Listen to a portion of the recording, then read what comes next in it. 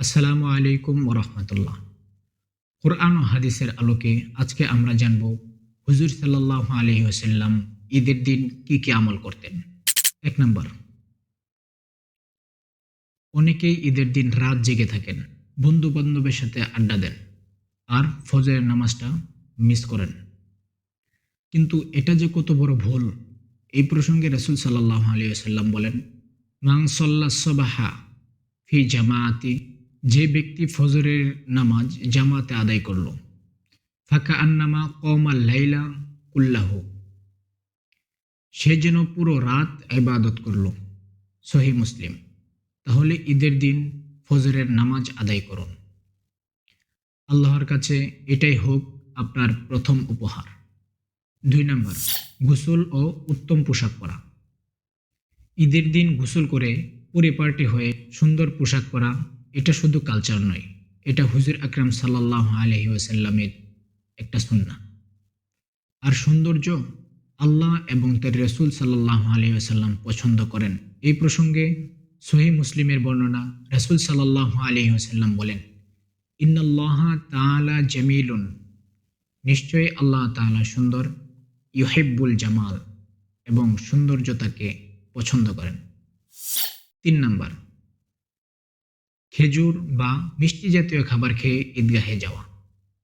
এই প্রসঙ্গে রাসূল সাল্লাল্লাহু আলাইহি ওয়াসাল্লাম বলেন, সহিহ বুখারীর বর্ণনা, কানা রাসূলুল্লাহ সাল্লাল্লাহু আলাইহি ওয়াসাল্লাম লা ইয়াগদু ইয়াউমাল ফিতরি, রাসূল সাল্লাল্লাহু আলাইহি ওয়াসাল্লাম ঈদুল ফিতরের দিন বের হতেন না, হাত্তা ইয়াকুলা তামারাতিন, কিছু খেজুর না খেয়ে। এখন হয়তো কারো ঘরে খেজুর নাও থাকতে পারে, তাহলে যা আছে তাই খেয়ে বের হওয়া। উদ্দেশ্য হলো যাতে করে বোঝা যায় যে রমজান মাস অতিবাহিত হয়েছে। ৪ নম্বর, ঈদগাহে যাওয়ার পথে ঝুরে ঝুরে তাকবীর পাঠ করে যাওয়া। আর তা হলো আল্লাহু আকবার, আল্লাহু আকবার, লা ইলাহা ইল্লাল্লাহু, আল্লাহু আকবার, আল্লাহু আকবার, ওয়ালিল্লাহিল হামদ। বর্ণিত হয়েছে এই তাকবীরগুলো ইবনে ওমর রাদিয়াল্লাহু তাআলা আনহু এত জোরে জোরে পড়তেন যে পুরো মসজিদ কেঁপে উঠত। আমরাও হেঁটে হেঁটে ঈদগাহে যাওয়ার পথে জোরে জোরে তাকবীর পড়ব, লজ্জা করব না। এটাও একটা ইসলামের নিদর্শন। ৫ নম্বর, ঈদের নামাজ ও ইমামের খুতবা শোনা। ঈদের নামাজ মুসলমানদের এক মহান মিলন মেলা। এই দিনে ধনী গরিব ছোট বড় সবাই কাঁধে কাঁধ মিলিয়ে ঈদের নামাজে দাঁড়ায়। এটাই ইসলামের সৌন্দর্য। ৬ নম্বর, ঈদগাহে যাওয়া আসার রাস্তা বদলানো। সহিহ বুখারীর বর্ণনা, কানা নবিয়্যু সাল্লাল্লাহু আলাইহি ওয়াসাল্লাম, নবীজি সাল্লাল্লাহু আলাইহি ওয়াসাল্লাম ইযা কানা ইয়াউমুল ঈদ, যখন ঈদের দিন হতো, খালাফাত তরিক, যাওয়া আসার পথ বদলাতেন। ৭ নম্বর, আত্মীয় স্বজনদের সাথে দেখা করা।